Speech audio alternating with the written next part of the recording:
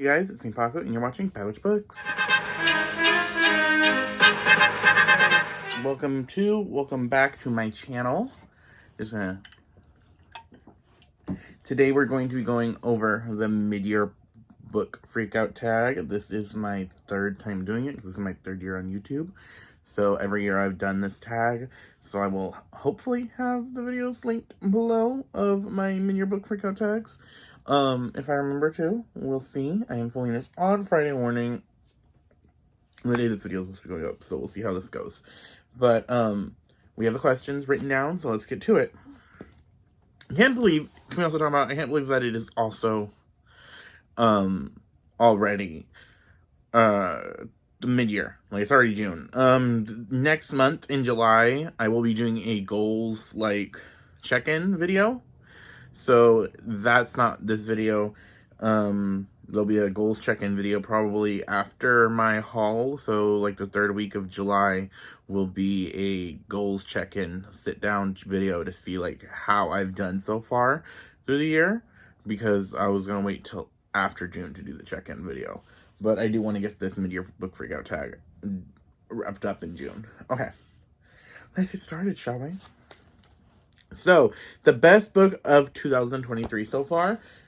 Ooh, that's a tough one, but for me, it's gonna be Priory of the Orange Tree by Samantha Shannon. I ended up reading this for my 23 and 23 video books challenge I did, and this was just so fucking good. I had tried reading it earlier, a couple years ago, and I only got a couple chapters in before I stopped, but I went through it, powered through, and oh my god, this book is so good. If you don't know what this book is about, it is a world where dragons are a thing, and in the West they are hated and feared as demons, and in the East they are revered as gods. There are two different types of dragons. You have dragons of fire and dragons of water, and they're also the Society of Dragon Hunters. And one of the kingdoms in the West has this queen that, as long as her line is alive, the greatest evil dragon will stay asleep, is told. Everybody believes that. So she is assigned this bodyguard to guard her, and that she doesn't even know she has, and it's just shit happens. It's political fantasy, it's got magic, it's got lesbians. So good. Really enjoyed this. I am very excited to read the prequel, Fallen Days of the Night. I don't know if I'll read that this year, hopefully, maybe. We'll see how things go. But this is just so good. Yes, it is a big book, but it is so good. And it's a big book, but it didn't feel like it, which is a good thing. So, Fire of the Orange Tree is my favorite book so far this year. I have the questions, of course, written down in my reading journal. Here's my, okay. Best sequel of the year is going to be The Dragon Republic by Arthur Kwong. So this is a sequel to The Poppy War. If you know what The Poppy War about, it is a political war fantasy series set in a kingdom inspired by China. It is inspired by the Rape of Fan Kang, and it is a very good series. It's about a girl named Rin who joins this military academy. She takes a test, joins this military. She's lives in poverty. She takes this test to join the military academy, and then during her time in school, the war breaks out, and she learns the magic system of the world and everything. It's really good. There's gods, and it's just really good. Super violent though. This is a sequel to it, and I really enjoyed the sequel. I don't know which my favorite book in the series is. This might be my favorite book in the trilogy, but this one was really good. I was listening to this at work, Don't Talk to Me. I'm listening to this, and this just is so good. I'm in my Arthur Kwong era. Last year I read Babel. This year I've read this, and then you'll see the next book. But I just really loved it. I am very excited to see what else she works on, because Arthur Kwong is now an auto-buy author. But yeah, that's the best sequel so far this year. Okay, the next question is which is new release I haven't read yet that I'm very excited to read. And of course, this is gonna be Yellowface by R.F. Kuang. So, continuing with my R.F. Kuang era. This book is is it contemporary or literary fiction book, and is about a author named Juniper Song who, after her friend dies, literary darling Athena, what's the character's name? Lou dies, and Juniper is the only one that sees it. Juniper steals Athena's finished manuscript and marks it as her own, and basically poses as an Asian woman to get popular. And I just know I've heard nothing but great things about this just from what I've read of R.F. Kuang already. I'm very excited. Like, this book, I'm so excited to read this. I don't know when I'll be reading this, but I'm very excited to read this. And it's also very, like, poignant to today's time, because a lot of authors are African, apparently, like, Miss Juniper on the Twitter. So, that's what I've been hearing. Okay, most anticipated release for the second half of the year, and that, to me, is going to be Sons of Blood and Ruin.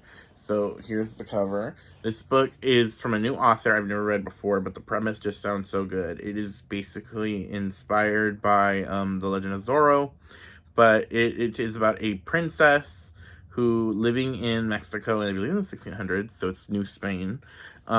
She is a princess by day who acts all fragile and, like, delicate and, like, oh, but by night she is the legendary warrior Panthera who uses the ancient ways to protect people. And she is foretold she's going to die young, so she has to decide if she wants to continue to save people or give up her life, or something like that. I don't know much about it, but from what I know, I'm very excited to read this. It's got witches, it's got, like, action, and it's a romance, I believe. So very excited to read this. Biggest disappointment, another book I don't physically have.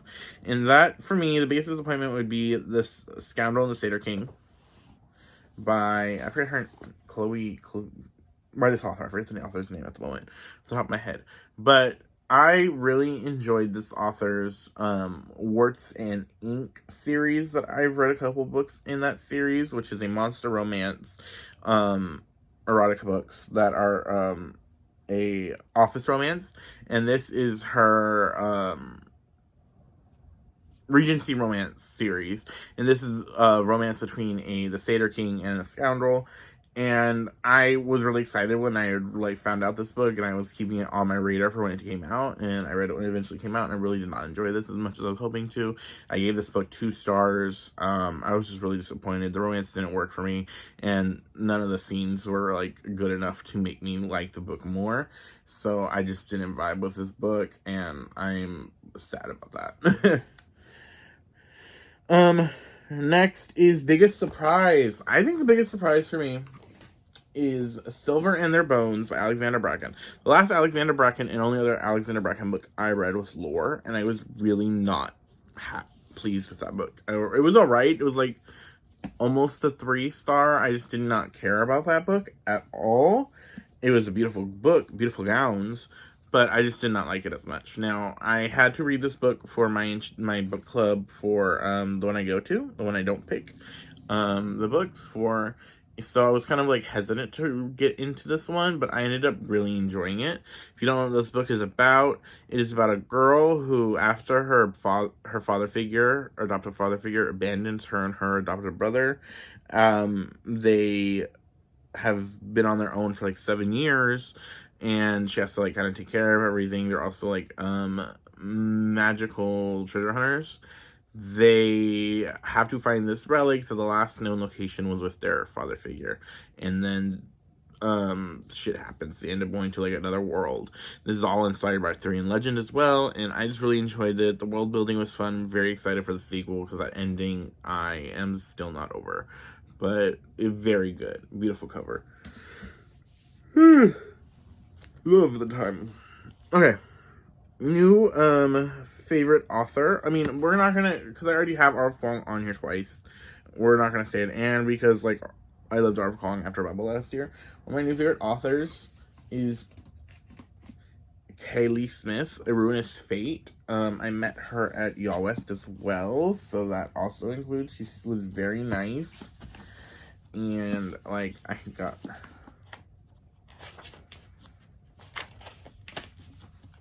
It's fine. So, like, love that. But Ruinous Fate is about a witch who she is also a siphon. So she has, like, kind of like a rogue from X-Men, like, power to absorb life force and power from people. But, she is on the run because of the thing where the witches have to roll a die, and if they get the same number 6 times, they are conscripted to this war, I believe. And she has 5 of the 6 things she needs, so she's on the run. And then she, like, meets up with her ex, who turns out to be a prince. And then they have to go into this forest to try to find this thing to save them both.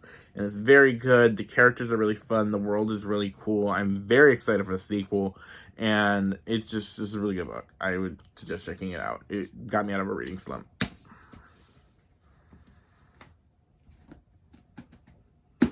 Okay. Next question. New favorite fictional character. Okay, so this is not a new character, but she has been risen to my ranks of one of my favorite superhero, like, lists. Like, she's been risen from, like, oh, I like this character, to being one of my top 10, and that would be Miss Betsy Braddock from X-Men, Captain Britain. All thanks to Trini Howard. I did read her Excalibur series last year, but I continued with the Realm of X series this year, which just solidified her. Also, Rachel Summers, her girlfriend, because if there's anything we love is magical telepathic girlfriends, lesbians, but and bisexuals. But I love Betsy. She is sassy. I just love her. Besides the fact that her color code is pink, she's just a fun character, and I've loved Excalibur and Realm of X. I need to get into the Betsy Braddock series now that it's done, I believe. So, Betsy is one of my new favorite fictional characters. Books that made you cry. I mean, this review is to come in the wrap-up for this month. But, I mean, Antar and Santi were here. The last, like, 100 pages, I was emotionally wrecked. This book is about Antar, who is a non-binary Chicano muralist who lives in San Antonio, Texas with their family, and they are taking a gap year from high school. And during that gap year, they meet Santi, who, after they've been fired from their family's taqueria shop because their family wants them to actually work on their art, Santi is their replacement, basically, and they fall for Santi. They also find out that Santi is undocumented, and they are dealing with that. They are trying to find happiness in a world that doesn't want them, basically. This book is so good. I'm very excited to talk about this at the end of the year, 5 stars, but, just the last 100 pages, I was emotionally wrecked, and I'm still not okay, Johnny Grizzly. I don't know how to react now that this book is over. I love their books. And I got this one signed too, because I got to be one of my favorite authors. Bam. Yes, your happiness and destruction. Oh, I didn't even realize he put that there, and now that I read they put that there. Now that I read the book, oh, this book is so good. Oh, okay. Okay, a book that made me happy. That would be Foul Lady Fortune by Chloe Kong. This book had me kicking my feet with the ship, our main couple. If you don't know what this book is about, this book is a follow-up to Chloe Kong's first duology, These Violent Delights. This follows a character from there who becomes a assassin for the Nationalist Party in China, and they ended up having to work with another spy from the Nationalist Party, Orion, and they have to pretend to be married and to, like, spy on this one thing, and just this couple is so good. I loved their interactions. There is a "Who Did This to You" scene There was just so, like, there was a scene where I ended up having to call one of my romance girly friends and be like, girl, you need to read this book. It is so good. The romantic tension is just, yes. So this book made me very happy. I was like, tee hee hee hee hee about it. It is so good. So good. So good. Okay. Most beautiful book you bought. Silver in Their Bones might have won this. But Fairy Loot had to come out with another fucking banger. With one of Fairy Loot's best designed books, if I do say so myself. And that is Divine Rivals. I mean, look at it. So, this is a Fairy Loot book. I don't really know what this is about, but that's not really what we're here for. We're here for the aesthetic. So first, I love a black and white aesthetic. So this is the cover. Just look at the material. And then we take... Oh. And then it gets one even better. Look, gold foiling on the end of papers. Oh, God, look at that. Look at that. That is just... I mean, look at the material almost. That is the most beautiful book I've gotten so far this year. Fairy Loot, that is the best, the prettiest Fairy Loot book so far to come out of the year's Fairy Loot selection. But I don't really know what this book is about. I guess I can read the description to you so we can both find out. So, when two rival journalists find love through a magical connection, their fate depends on their facing the depths of hell together. Ooh. After centuries of sleep, the gods are warring again. All 18-year-old Iris Winnow wants to do is hold her family together, with a brother forced to fight on behalf of the gods now missing from the front line, and a mother drowning her sorrows. Iris' best bet is winning the columnist promotion at the Oath Gazette. But when Iris' letters to her brother fall into the wrong hands, those of the handsome but cold Roman Kit, her rival at the paper, an unlikely magical connection forms. Expelled into the middle of a mystical war, typewriters in tow, can their bond withstand the fight for the fate of mankind and, most importantly, love? An epic enemies to lovers fantasy novel filled with hope, heartbreak, and the unparalleled power of love. Ooh, okay, and this is just giving me, like, old black and white movie vibes now, because it seems like it's inspired by, like, it just, oh, I'm very excited to read this now. This is just giving me, like, an old black and white movie, and I'm loving that. In my head, everything's in black and white when I read it. Yes. And the last question is books I need to read by the end of the year, and that will be a video to come in July. So, keep your eyes out for that. There will be another five-star books to read by the end of the year video by the end of next month that will be out. So there's a little look into the future. If you can gaze into the future. But yeah, that is the mid-year book freakout tag. I answered all the questions.